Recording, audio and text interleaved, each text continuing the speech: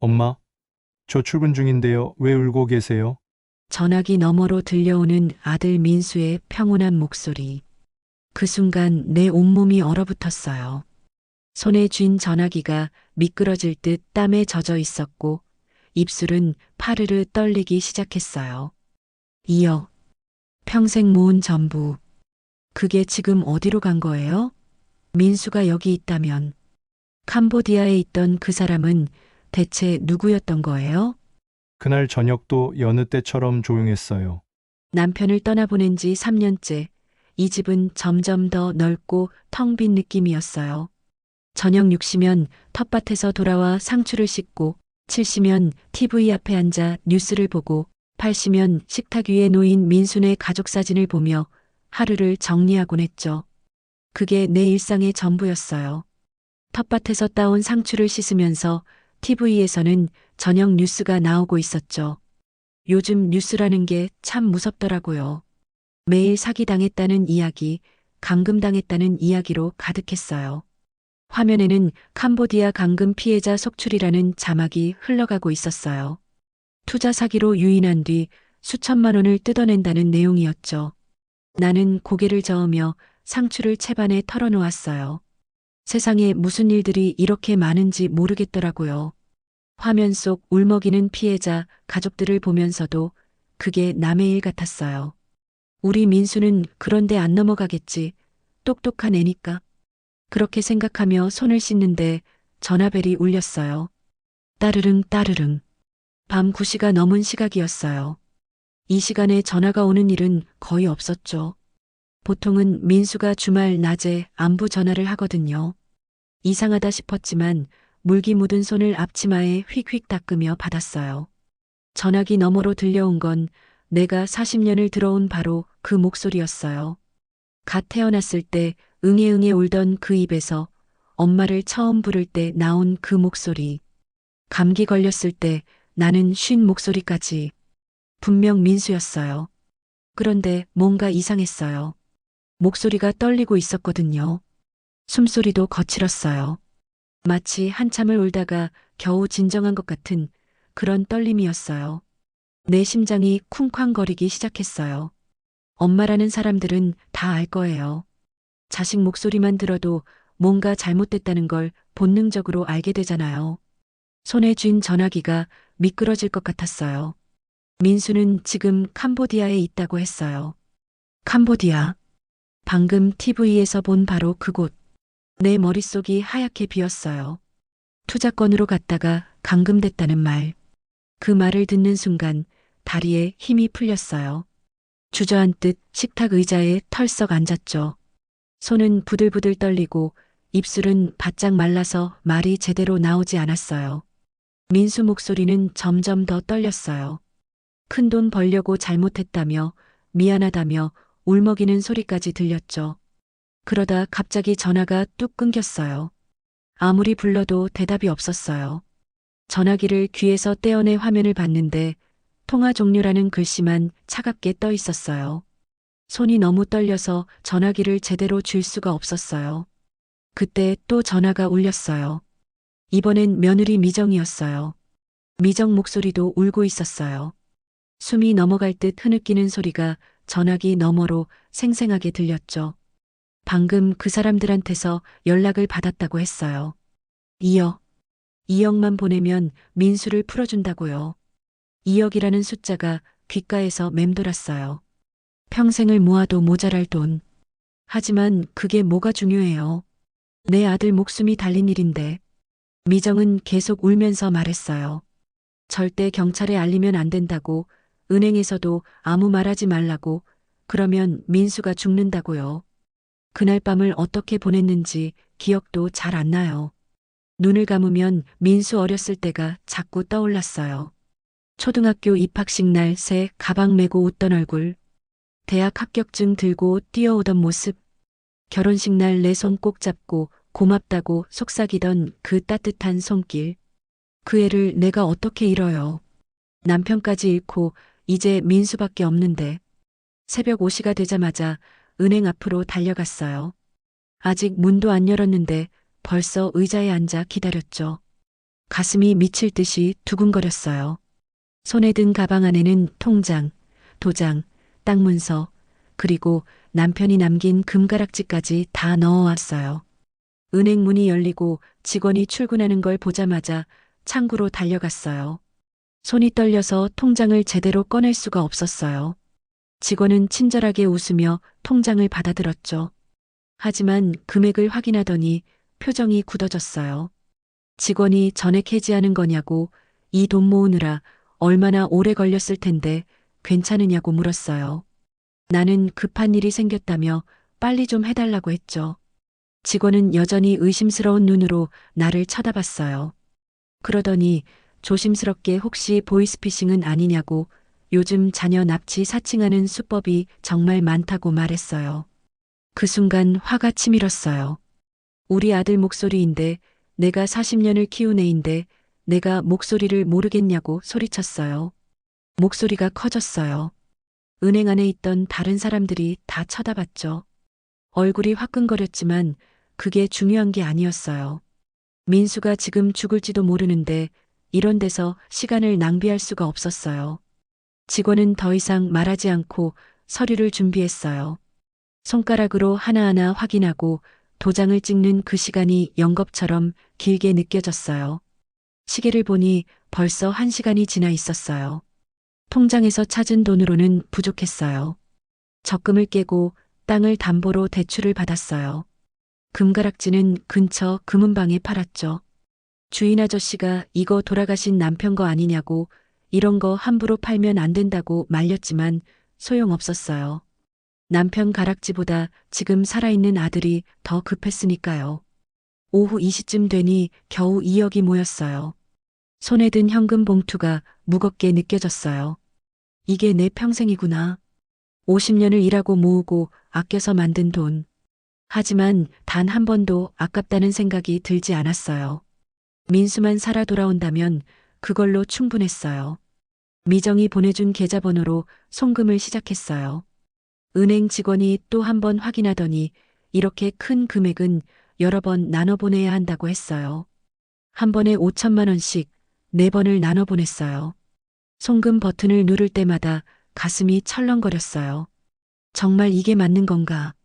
하지만 민수 떨리던 목소리가 자꾸 귓가에 맴돌았어요. 마지막 송금까지 끝나자 온몸에 힘이 쭉 빠졌어요. 은행 의자에 주저앉아 한참을 멍하니 있었죠. 이제 민수한테 전화가 올 거예요. 엄마 고마워요. 엄마 덕분에 살았어요. 그렇게 말할 거예요. 그 목소리만 들으면 돼요. 그것만 들으면 이 돈이 전혀 아깝지 않을 거예요. 집으로 돌아와 전화기를 손에 쥐고 기다렸어요. 시간이 가도 전화가 오지 않았어요. 미정한테 전화를 걸었지만 받지 않았어요. 1번, 2번, 3번. 계속 신호만 갔죠. 가슴이 답답했어요. 왜 안 받는 거예요? 송금은 다 끝났는데. 밤이 깊어갔어요. 시계를 보니 벌써 11시가 넘었어요. 송금한 지 9시간이 지났는데 아직도 연락이 없었어요. TV를 켰어요. 뭐라도 해야 이 불안함을 잊을 수 있을 것 같았거든요. 채널을 돌리다가 뉴스가 나왔어요. 속보 자막이 화면 하단에 떴어요. 캄보디아 감금 보이스피싱 조직 적발. 내 손이 멈췄어요. 화면을 뚫어져라 쳐다봤죠. 기자가 말하고 있었어요. AI 음성 합성 기술을 이용해 자녀 목소리를 그대로 복제한다고. 단 몇 초만 녹음하면 완벽하게 똑같은 목소리를 만들 수 있다고. 심장이 쿵 내려앉는 느낌이었어요. 아니야. 아니야. 그건 민수 목소리가 맞았어. 40년을 들어온 목소리인데 내가 틀릴 리가 없어. 손으로 가슴을 누르며 스스로를 진정시키려 했지만 떨림은 멈추지 않았어요. 화면 속 전문가가 나와서 설명하고 있었어요. SNS에 올린 영상, 통화 녹음, 심지어 유튜브 댓글에 남긴 음성 메시지까지도 수집해서 목소리를 복제한다고. 억양, 말투, 숨소리까지 완벽하게 똑같이 만든다고. 피해자들은 하나같이 말해요. 분명 내 자식 목소리가 맞았다고. 100% 확신했다고. 리모컨을 든 손이 부들부들 떨렸어요. TV를 끄고 싶었지만 끌 수가 없었어요. 화면을 계속 봐야 했어요. 혹시 민수 이야기가 나올까봐. 혹시 내 이야기가 나올까봐. 자정이 넘어서도 잠을 잘 수가 없었어요. 침대에 누워 천장만 바라봤어요. 어둠 속에서 온갖 생각이 머릿속을 휘저었어요. 진짜 민수였을까? 아니면 가짜였을까? 이혁은 지금 어디에 있는 걸까? 미정은 왜 전화를 안 받는 걸까? 새벽 3시쯤 되니 더 이상 참을 수가 없었어요. 민수한테 직접 전화를 걸었어요. 신호가 갔어요. 한 번, 두 번, 세 번. 받지 않았어요. 다시 걸었어요. 또 받지 않았어요. 손에 든 전화기를 꽉 움켜쥐었어요. 제발 받아줘. 제발. 10번째쯤 걸었을 때 드디어 전화가 연결됐어요. 졸린 목소리가 들렸어요. 평온하고 담담하고 떨림 하나 없는 목소리. 출근 준비 중이라고 했어요. 왜 이렇게 새벽부터 전화하냐고, 무슨 일이냐고 물었어요. 그 순간 내 세상이 무너졌어요. 민수가 여기 있어요. 서울에, 집에, 출근 준비를 하고 있어요. 캄보디아가 아니에요. 감금된 게 아니에요. 멀쩡히 살아서 내일 회사 갈 준비를 하고 있어요.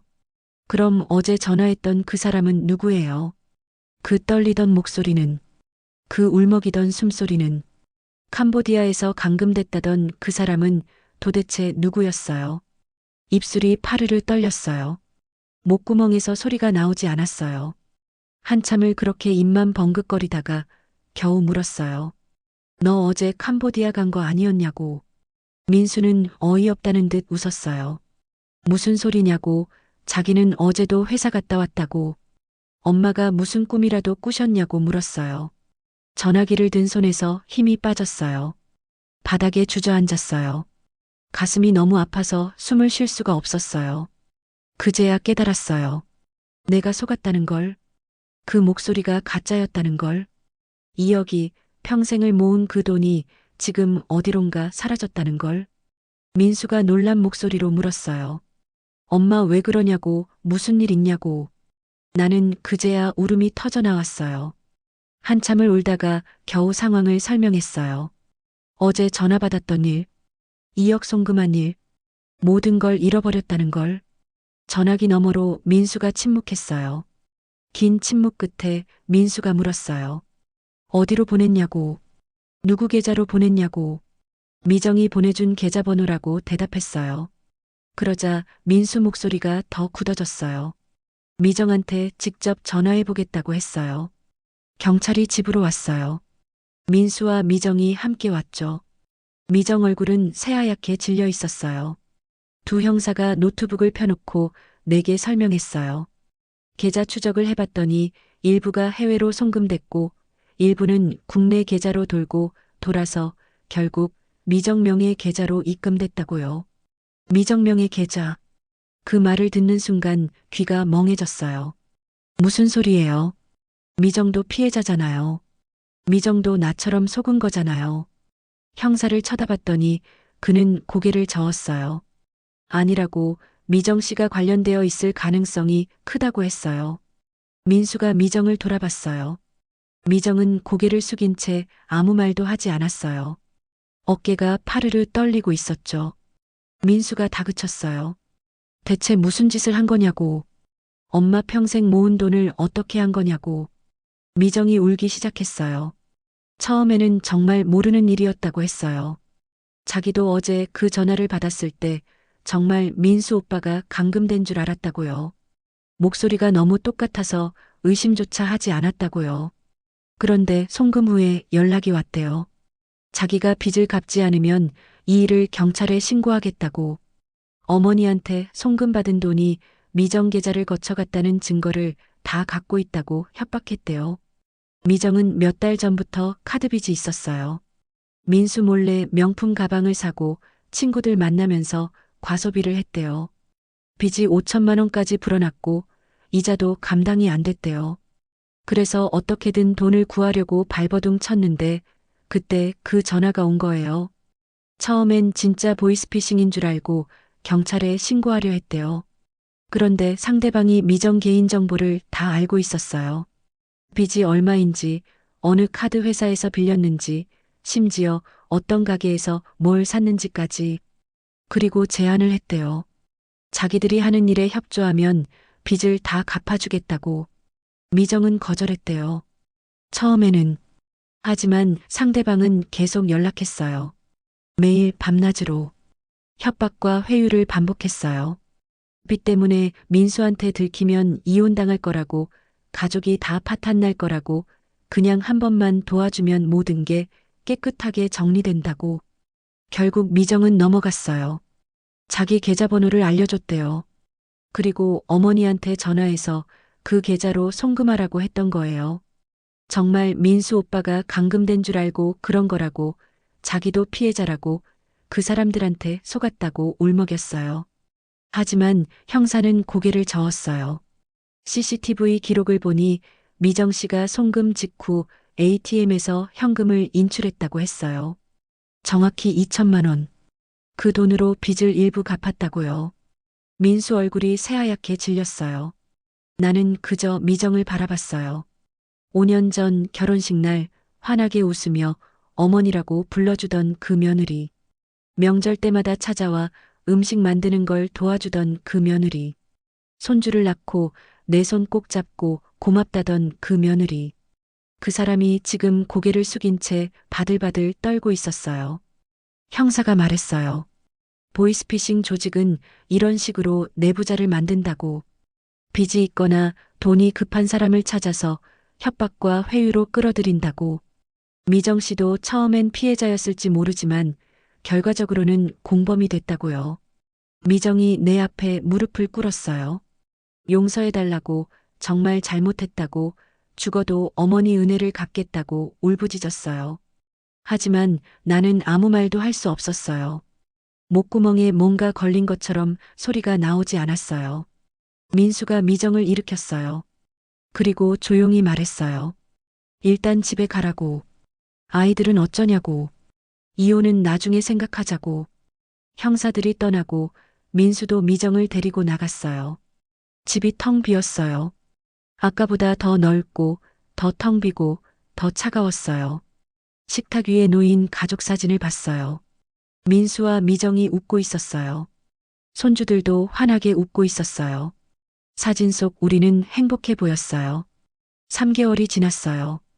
경찰에서 연락이 왔어요. 보이스피싱 조직 일부를 검거했지만 돈은 이미 해외로 빠져나가 회수가 불가능하다고 했어요. 미정한테서 받은 2천만 원만 겨우 돌려받았어요. 2억 중에 2천만 원. 민수는 미정과 이혼하지 않았어요. 아이들 때문이라고 했어요. 하지만 둘 사이의 공기가 예전 같지 않다는 건 누가 봐도 알 수 있었어요. 나는 이제 작은 원룸으로 이사했어요. 집도 팔고 땅도 다 정리했죠. 민수가 같이 살자고 했지만 거절했어요. 이젠 혼자가 편해요. 가끔 TV를 봐요. 여전히 보이스피싱 뉴스가 나와요. AI 기술이 더 발전해서 이제는 영상통화도 속인다고 하더라고요. 얼굴까지 완벽하게 복제한대요. 뉴스를 보면서 생각해요. 기술이 발전하면 세상이 좋아질 줄 알았어요. 더 편해지고 더 안전해질 줄 알았죠. 그런데 아니더라고요. 기술이 발전할수록 사람을 속이는 방법도 교묘해지고 진실을 가리는 방법도 정교해졌어요. 그날 전화로 들었던 그 목소리가 아직도 귓가에 맴돌아요. 떨리던 목소리, 울먹이던 숨소리, 미안하다던 그 말. 모두 가짜였어요. 기계가 만든 소리였어요. 하지만 너무 완벽했어요. 40년을 함께 살아온 내가 구별할 수 없을 만큼. 사람들은 물어요. 어떻게 그런 걸 믿었냐고. 요즘 세상에 그런 수법이 얼마나 많은데 조금만 의심하지 그랬냐고. 나도 알아요. 내가 어리석었다는 거. 하지만 그 순간엔 정말 믿을 수밖에 없었어요. 엄마의 본능이 그랬거든요. 자식이 위험하다는데 어떻게 의심을 먼저 해요. 더 무서운 건 미정이었어요. 보이스피싱 조직이 만든 가짜 목소리보다 옆에서 5년을 함께 살아온 며느리가 더 무서웠어요. 기계는 그냥 프로그램이에요. 명령을 받아서 작동하는 거죠. 감정도 없고 죄책감도 없어요. 그런데 미정은 사람이에요. 사람이 사람을 그렇게 쉽게 배신할 수 있다는 게 그게 더 무서웠어요. 미정은 지금도 가끔 문자를 보내요. 용서해달라고, 평생 갚겠다고. 하지만 나는 답장하지 않아요. 용서할 수 있을지 모르겠어요. 아니, 어쩌면 이미 용서했을지도 몰라요. 그냥 지쳤어요. 미워할 힘도, 원망할 힘도 이제 없어요. 밤이면 혼자 앉아서 차를 마셔요. 창밖을 보면 불빛들이 반짝여요. 저 많은 집들 속에서 얼마나 많은 사람들이 나처럼 속고 있을까? 얼마나 많은 엄마들이 자식 목소리 듣고 돈을 보내고 있을까? 생각하면 가슴이 답답해져요. 어느 날 민수가 찾아왔어요. 손에 봉투를 들고 왔더라고요. 봉투를 열어보니 돈이 들어 있었어요. 500만 원. 민수가 말했어요. 자기가 모은 거라고 매달 조금씩 모아서 어머니께 드리겠다고 2억은 못 되겠지만 평생 걸려서라도 다 갚겠다고. 나는 봉투를 도로 민수한테 밀어줬어요. 내가 쓰라고 손주들 키우는데 돈 많이 들잖냐고. 민수는 고개를 저었어요. 받아달라고 이거라도 받아주지 않으면 자기가 미칠 것 같다고 울먹였어요. 결국 받았어요. 민수 얼굴을 보니 받지 않는 게 더 잔인한 일 같았거든요. 민수는 한참을 내 손을 잡고 있다가 돌아갔어요. 문 닫히는 소리가 유난히 크게 들렸어요. 요즘은 전화벨 소리가 무서워요. 전화가 오면 심장이 두근거려요. 또 누군가 나를 속이려는 건 아닐까? 또 가짜 목소리가 들리는 건 아닐까? 그래서 전화를 잘 받지 않아요. 민수한테도 미안하지만 가능하면 문자로 하자고 했어요. 어제 뉴스에서 봤어요. 이제는 AI가 영상편지도 만들 수 있다고 하더라고요. 돌아가신 사람의 목소리와 얼굴을 그대로 재현해서 마지막 인사를 전할 수 있게 해준다고요. 누군가에겐 위로가 되겠죠. 하지만 나는 알아요. 그 기술도 누군가는 나쁜 일에 쓸 거예요. 세상은 점점 더 복잡해지고 있어요. 진짜와 가짜를 구별하기 어려워지고 있어요. 내가 보고 듣는 것조차 믿을 수 없는 시대가 온 거예요. 그래서 요즘 나는 생각해요. 앞으로 우리는 무엇을 믿고 살아야 할까? 목소리도 가짜고 얼굴도 가짜면 대체 무엇이 진짜일까? 아마 답은 간단할지도 몰라요. 직접 만나는 것, 눈을 마주치는 것, 손을 잡아보는 것, 화면이 아닌 실제로 마주 앉아 차를 마시는 것. 그것만이 진짜를 확인하는 유일한 방법인지도 모르겠어요. 오늘도 식탁에 앉아 차를 마셔요. 창밖으로 해가 지고 있어요. 붉은 노을이 참 예쁘네요. 이 노을만큼은 가짜가 아니에요. 이 따뜻한 차 향기도 내 손에 느껴지는 찻잔의 온기도 진짜예요. 문득 깨달아요. 세상은 AI 목소리로 사람을 속이지만 진짜 무서운 건 기술이 아니었어요. 진짜 무서운 건 그 기술을 악용하는 사람의 마음이었고 더 무서운 건 가까이 있던 사람이 돈 앞에서 얼마나 쉽게 변하는지였어요. 2억은 돌아오지 않을 거예요. 그건 이제 알아요. 하지만 괜찮아요. 돈보다 더 값진 걸 배웠으니까요. 세상을 보는 눈이 생겼으니까요. 다만 한 가지만 바라요. 지금 이 글을 읽는 누군가가 나 같은 실수를 하지 않기를. 자식 목소리라고 믿기 전에 한 번만 더 의심해 보기를. 급하다는 말에 속지 말고 경찰에 알리면 안 된다는 말에 속지 말기를. 그리고 무엇보다 가족이 정말 어려울 땐 직접 만나서 이야기하기를. 전화로 돈 얘기하지 말기를. 그게 서로를 지키는 유일한 방법이니까요. 창밖 노을이 완전히 졌어요. 어둠이 내려오고 있어요. 나는 불을 켜요. 작은 원룸이지만 이제는 익숙해요. 이곳이 내 집이에요. 전화기를 보니 민수한테서 문자가 와 있어요. 엄마, 내일 점심 같이 드실래요? 제가 갈게요. 나는 답장을 보내요. 그래 와라. 엄마가 된장찌개 끓여줄게. 내일은 민수를 만날 거예요. 직접 얼굴을 보고 손을 잡아보고 함께 밥을 먹을 거예요. 그게 진짜니까요. 그게 우리가 서로를 확인하는 방법이니까요. 밤이 깊어가요. 나는 불을 끄고 잠자리에 들어요. 내일은 또 새로운 하루가 올 거예요. 그리고 나는 살아갈 거예요. 이 작은 원룸에서 혼자지만 외롭지 않게 천천히 하루하루를